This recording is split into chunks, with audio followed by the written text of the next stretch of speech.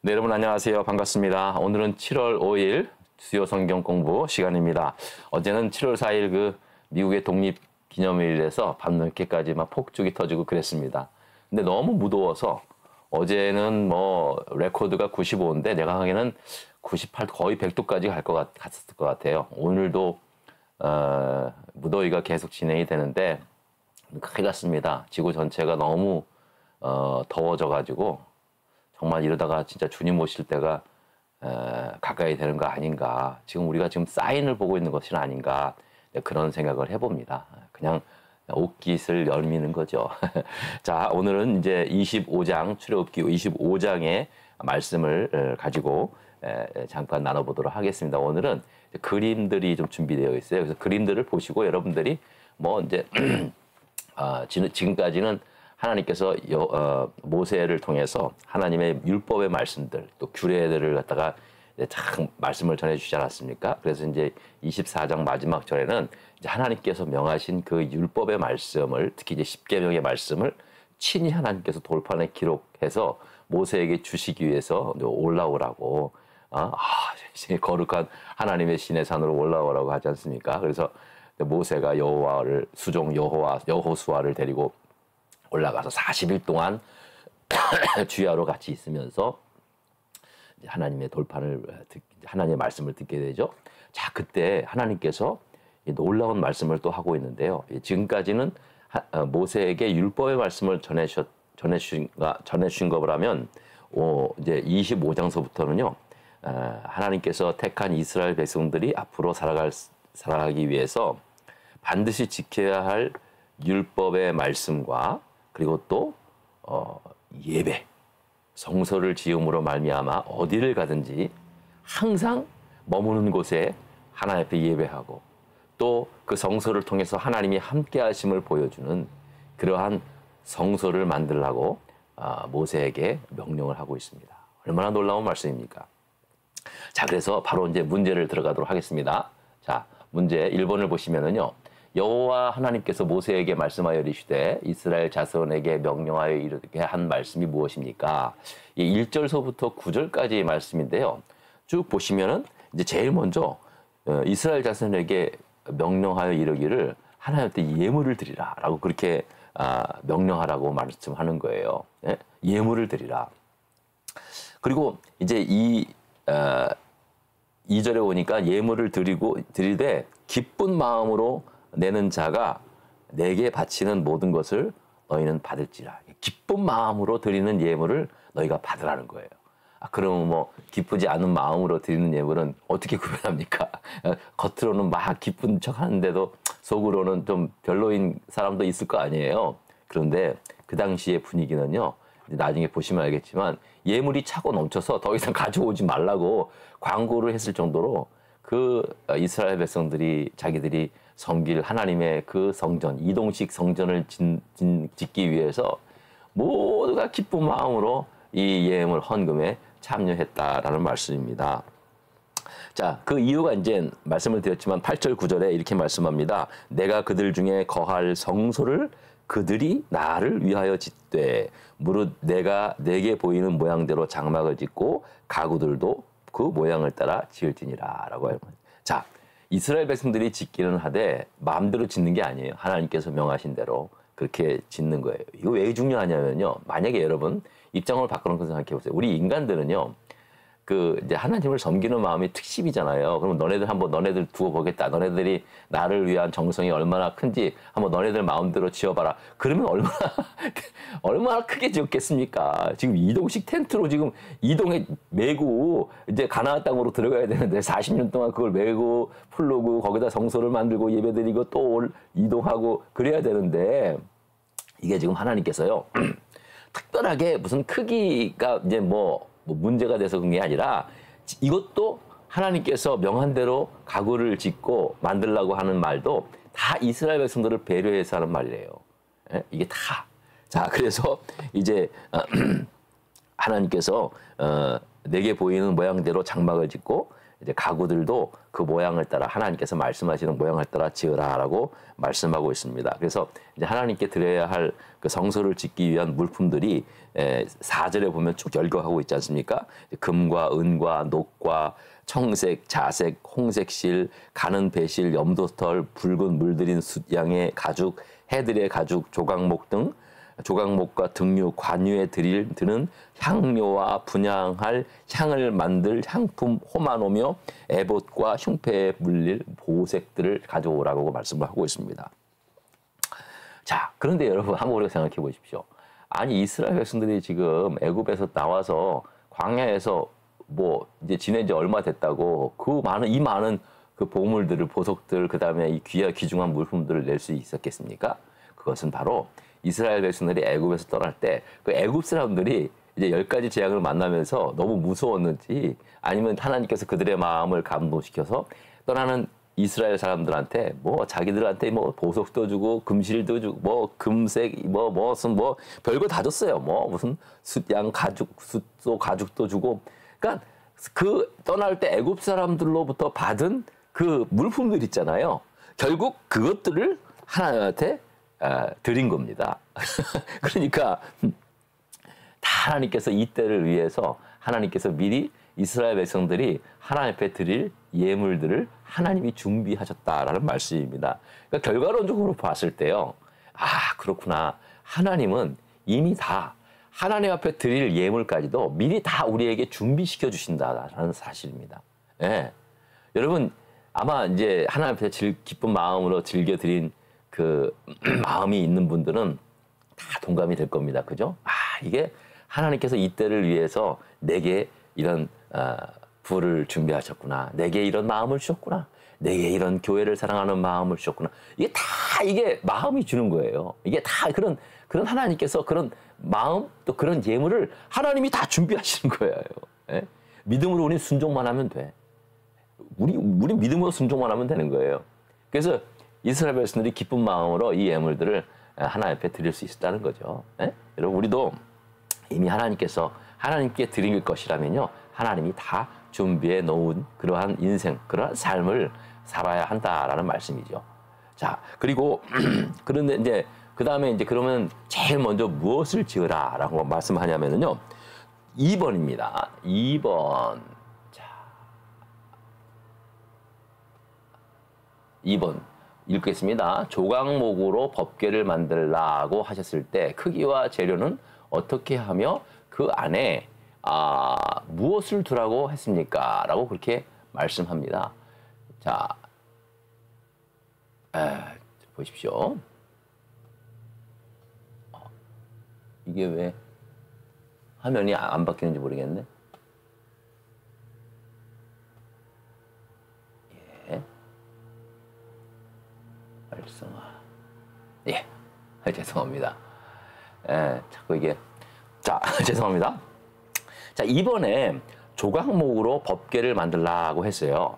자, 그런데 여기서 먼저 이제 재료는 조각목이에요. 물론 그 위에 이제 금을 씌우는 건데 중요한 원재료는 조각목이에요. 조각목이 뭘까?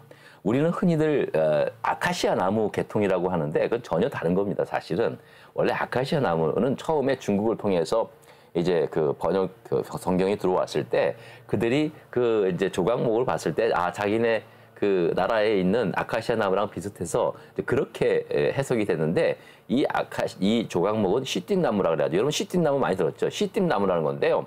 굉장히 단단합니다. 자, 이걸 보십시다. 사진을 보세요. 사진을 보십시오. 자, 이 사진을 보시면요. 이 사막 한가운데 이 조각목, 시띠나무가 있는 거예요. 이런 나무를 가지고 이제 그 조각목 하나님의 그 거룩한 하나님의 그 십계명의 말씀을 돌판의 말씀을 담아둘 그 상자를 법궤를 만들려고 그러는 거예요. 네? 여러분 앞서 말씀을 드렸지만 이 조각목은요 굉장히 가공하기 힘듭니다. 그래서 이게 수분도 없고 굉장히 단단해서 사실은 이집트 사람들이 예전부터 그 관짝 말이에요. 관짝. 그거 지을 때 아주 정교한 그 제품을 지을 때 이제 이 조각목을 사용을 했습니다. 그러니까 예전의 목수는요, 오늘날로 말하면 IT 그 산업에 종사하는 사람처럼 최고의 어떤 그 머리가 발전된 사람들이 그 한 거예요. 여러분, 이런 조각로, 이 뼈쩍 마른 나무, 광야에서 이 비틀어 터진 이 나무들을 어떻게 잘라서 어떻게 가공을 해서 어떻게 붙여서 이 합판을 만들고 그런 겁니까? 예? 우리 지금도요, 이제 가끔 이제 목공을 하시는 분들은 알 거예요. 우리가 원하는 나무들을 이제 한 일정한 두께로 잘라가지고 붙입니다. 붙여가지고 이제 이렇게 널판지를 만들어서 자기가 필요한 거를 이렇게 만들거든요. 원리는 그런 거예요. 근데 그 당시에 무슨 도구가 얼마나 있길래, 그리고 또 접착 기술이 얼마나 좋은지 몰라도, 하긴 뭐 이집트 관을 보면은 알 수 있듯이 이 조각목의 그 가공 기술은 가히 놀랄만한.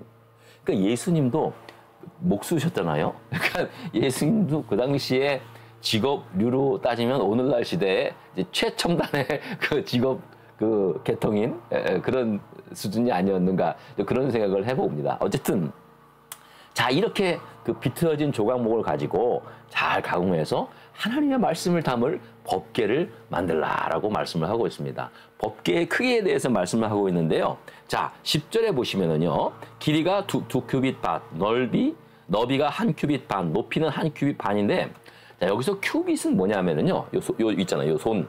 보통 보면은 이 손끝에서 요 팔꿈치, 요 정도의 크기를 말합니다. 한 큐빗. 보통 이게 사람에 보면 한 45cm에서 뭐 50cm 그렇게 되지 않습니까?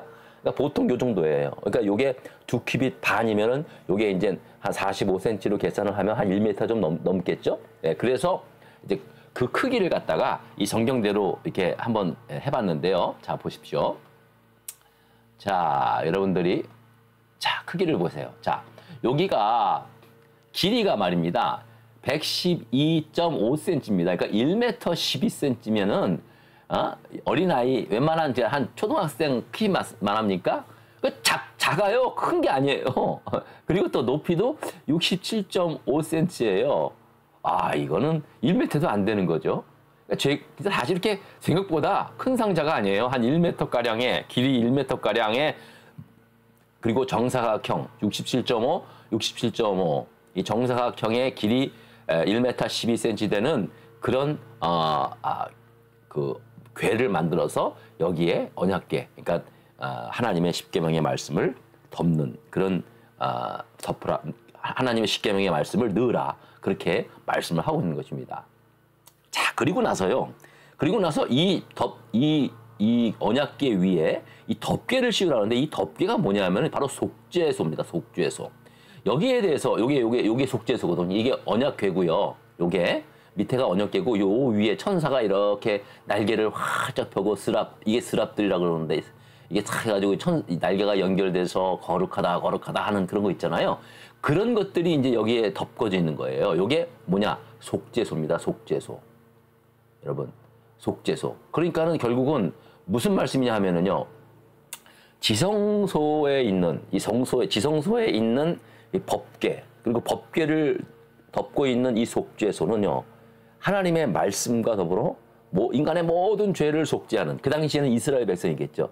이스라엘 모든 죄를 속죄하는 그런 속죄소가 있었다라는 겁니다. 하나님이 이스라엘 백성들을 함께하면서 이스라엘 백성들을 이끄시고 인도하시는 가운데 이스라엘 백성들의 모든 죄를 사하시는 그런 속죄소를 두게 하셨다는 거예요. 그래서 이스라엘 백성들에게 제사는 너무나 중요한 거예요. 번제로 드리고 화목제로 드리고 이런 게 너무나 중요한 거예요. 자, 그러니까 여기서 강조하는 게 뭡니까? 지금 하나님의 말씀과 예배 아니겠습니까? 결국은 이게 두 가지라고요. 신약 시대에 와서는 이제 기도죠. 근데 그 당시에도 기도가 필요했지만, 그때는 제사장이 그들을 위해서 기도하는 거기 때문에 제사장의 중보 기도의 역할이 사실은 기도의 중요성을 강조하고 있어요. 물론 개인적으로 이스라엘 백성들도 기도했겠지만, 이 당시에 가장 핵심은 뭐냐면 하나님의 말씀, 약속, 언약의 말씀과 또 하나님이 언제 어디를 가든지 함께 동행하시며, 우리 이스라엘 백성들은 항상 성소와 지성소 앞에 하나님 앞에 나와서 예배를 드리고 제사를 드리는 그러한 훈련을 40년 동안 하게 하셨다는 거예요. 오늘날도 이건 변함이 없습니다. 아무리 시대가 바뀌어도요, 우리가 이 땅에서 그리스도인으로 살면서 하나님의 말씀과 예배 이것 떠나면 아무것도 없습니다. 물론 당연히 기도가 들어가야죠. 하나님 말씀, 기도, 그다음에 예배. 이게 삼위일체입니다. 이것만 제대로만 되면은요. 사실은 우리가 뭐 신앙생활 열심히 봉사를 할 때도 있지만 또 여러 가지 상황상 안 될 때가 있잖아요. 뭐 그게 너무 길어지면 안 좋지만 어쨌든 간에 어떠한 상황이 와도 하나님 앞에 예배드리고 또 그다음에 하나님의 말씀 붙잡고 하나님 앞에 기도하는 이 삶. 이거는 우리 하나님을 믿는 하나님의 택한 받은 자녀들에게 있어서 생명과도 같다는 거예요. 생명. 이거 놓치면 이거 하나라도 무너지면요. 이제 끝장이다. 끝장. 그렇게 생각하시면 되는 겁니다. 자, 일단은 그림으로만 보겠습니다. 자, 그 다음에 3번 보겠습니다. 3번. 자, 3번의 문제를 보겠습니다. 하나님께서 항상 내 앞에 있게 하라고 한 것이 무엇입니까? 그래서 23절서부터 30절인데요. 자, 이게 뭐냐 하면은 바로 이제 진설상을 말하는 겁니다. 진설상. 이게 아예 그림으로 보여줄게요. 여러분들 읽으시면 되겠지만 이 진설상을 자, 진설상을 보시면 하나님의 법궤 앞에 이렇게 진설상을 만들어 놓고요. 떡을 몇 개, 12개를 항상 놓습니다. 항상 하나님 앞에 이 떡을 12개, 이스라엘 12지파를 상징하는 이 떡을 2개 합니다. 에? 항상 2개. 이게 무슨 뜻입니까? 하나님께서. 예수님께서 그랬죠. 사람이 떡으로만 사는 게 빵으로만 사는 것이 아니라 하나님의 입에서 나오는 말씀으로 살아야 한다고 말씀하셨잖아요. 그러니까 이것은 빵이 필요 없다는 게 아니라 하나님께서 인간은 육신적으로는 빵을 위해서 살지만 빵만으로는 사는 게 아니라 하나님의 말씀 또한 반드시 먹고 살아야 한다는 것을 예수님께서 말씀하셨잖아요. 마찬가지라고요. 이게 하나님께서 왜 항상 진설병을 내 앞에 두라라고 하는 것은요. 하나님께서 이스라엘 백성들 40년 동안 아침마다 만나로 먹여주셨잖아요. 아침마다 만나를 내려서 먹게 하시고 며칠 또 보내오시고 항상 생명의 양식을 주셨어요. 생명의 양식, 육의 양식인 빵과 그리고 영의 양식인 하나님의 말씀을 항상 내 앞에 두라는 거예요. 항상. 내가 항상 너희와 함께 너희에게 이런 은혜를 주시겠다라는 그러한 말씀을 하고 있는 것입니다. 그러니까 하나님께서 이런 은혜를 주신 거예요. 그 다음에 또 하나 있는 거예요. 순금으로 등잔대를 쳐서 만들라라고 말씀을 하고 있습니다. 자, 보십시다. 문제를 보겠습니다. 순금으로 등잔대를 쳐서 만들라고 한 등대의 모양과 특징은 무엇입니까? 라는 말씀입니다. 이것도 31절, 36절인데 이것도 그냥 보십시오. 그림을 보시면 돼요. 여러분, 그리고 나중에 여기서 본 것은요. 이제 성경을 보시면은 요렇게 말씀하시고 이렇게 만들라는구나. 그렇게 말씀하는 겁니다. 자, 요게 등잔대예요. 요거를 항상 떡과 함께 진설된 하나 앞에 진설된 떡. 그래서 진설병이라 그러는 거거든요. 제 얼굴이 안 보이죠? 자, 이제 요거 보십시오. 요게 살구나무 모양이고요. 여기 보시죠? 그 다음에 여기 이제 촛대를 꽂는 여기 이제 불을 밝히는 요 등잔대가 있습니다. 자, 근데 중요한 거는요. 여기에 특징이 뭐냐면 모든 게 이 줄기에 연결되어 있다는 거예요. 연결되어 있다는 거예요. 여러분. 다 이게. 연결되어 있다는 거예요. 이 대, 하나의 대. 그래서 7은 완전수를 말하지 않습니까? 완전수. 그래서 완전한 하나님의 빛이다라는 것을 말씀을 하고 있는 것입니다. 자, 이거를요. 오늘날 시대로 좀 보면은요. 신약 시대에는 교회의 상징을 두고 있지 않습니까? 요한계시록에 보면은 내가 본 것은 내 오른손에 7별의 비밀과 7 금촛대다라고 말씀하고 있지 않습니까? 7별은 7 교회의 사자요, 7 촛대는 7 교회다라고 말씀을 하고 있습니다. 그러니까 여기서의 촛대는 바로 이제 오늘날로 말하면 교회를 상징을 하고 이 교회가 항상 하나님의 말씀이 생명의 말씀, 이 생명의 빛 대신 빛을 비추는 그러한 사명을 말씀을 하고 있는 거예요. 무슨 빛입니까? 하나님의 생명의 복음의 빛, 생명의 빛을 밝혀야 하는 그런 교회의 사명을 가지고 있는 것입니다. 어쨌든 사람들이 보든 말든 우리가 그런 일들을 해야 한다는 거예요. 또 이 촛대는요, 성령의 상징이기도 합니다. 요한계시록 4장 5절에 보면은요, 보좌로부터 번개와 음성과 내성이 나고 보좌 앞에 7 등불 켠 것이 있다라고 말씀하고 있습니다. 이게 바로 하나님의 7 영이라고 말씀하고 있는데 이것도 역시 7 영도 교회를 말하는 거예요. 그러니까 교회는 그 성령의 공동체, 성령의 역사, 그렇게 말씀을 하고 있는 것이죠. 자, 그래서 앞서 말씀을 드렸지만 일곱이라는 그 수는 완전한 수를 상징하는 것을 보았을 때 예수 그리스도께서 성령과 말씀을 통하여 이제 그 세상의 빛의 역사를 완전히 성취하는 그러한 것을 의미하는 거예요. 이게 다 그러니까 이게 성전 안에 있는, 그러니까 성소 안에 있는, 지성소 안에 있는 이 모든 집기들은 다 예수 그리스도를 상징하고 있다는 거예요. 오늘날 신약에 와서. 요거는 앞으로 이제 틈내면서 말씀을 하고 있는 거예요. 말씀을 드리겠습니다. 근데 모든 것이 세상의 빛으로 오신 예수 그리스도, 항상 빛을 비치게 하라는, 항상 진설병을 두게 하고 또 빛을 발하게 하는 것. 야, 이게 이제 장차 오실 예수 그리스도의 표상이었다라고 그렇게 말씀을 하고 있습니다. 자, 그러므로 오늘날도 마찬가지입니다. 여러분, 이제 하나님께서 신약에 와서는 성소를 어디다? 우리의 마음이 너희가 각자의 하나님의 성전이라고 말씀하고 있지 않습니까? 우리의 육신뿐만 아니라 우리의 심령 가운데 하나님 예수 그리스도의 생명의 빛을 모시는 그 성령이 거하시는 그러한 거룩한 성전임을 우리가 이제 알고 우리의 삶을 그렇게 살아가는 것, 그것이 바로 그냥 출애굽기 시대의 광야에서 만든 성소와 지성소의 모습이 그냥 뭔가 크기가 어떤가 이 정도만 우리가 배우는 게 아니라, 그렇구나, 우리도 이 세상, 교회가 또 광야 교회라고 그러지 않습니까? 어차피 우리도 광야 같은 세상을 살고 있지 않습니까? 그랬을 때 항상 물론 우리가 속해 있는 교회가 하나님의 성전 삼고 하나님의 지성소도 삼아야 되겠지만, 항상 우리 마음속에 생명의 빛을 떠나게 하는 그런 어리석은 신앙생활 하지 않도록 항상 우리 안에 생명의 빛을 비치는 그러한 촛대, 이 일곱 가지가 뻗어 있는 그 금촛대를 마음에 두고 이 촛대의 불이 꺼지지 않도록 여러분 항상 빛을 밝히는 그러한 삶을 살기를 바랍니다. 그래서 제가 사실은 최근 몇 주일 동안 빛에 관해서 아주 말씀을 계속 드리고 있는데, 빛을 들고 세상으로. 그 찬송 너무나 멋있지 않습니까? 그래서 여러분, 우리가 진짜 이 세상이 점점 이게 참 이렇게 사인을 보는 것 같아요. 그렇다고 해서 여러분, 우리가 무슨 그런 거에 두려워할 필요는 없어요. 하지만 약속된 말씀이잖아요. 예수님께서 다시 오시겠다고 약속한 말씀이니까 우리는 이렇게 생각하는 것도 전혀, 오히려 그렇게 생각을 해야죠. 이게 무슨 사인인가? 이제 주님 오실 날 징조가 가까이 왔구나. 저희는 당연히 우리가 이렇게 믿고 우리가 오실 그날을 기다리면서 준비하는 그런 삶을 살아갈 수 있기를 부탁을 드리겠습니다. 여러분 감사합니다.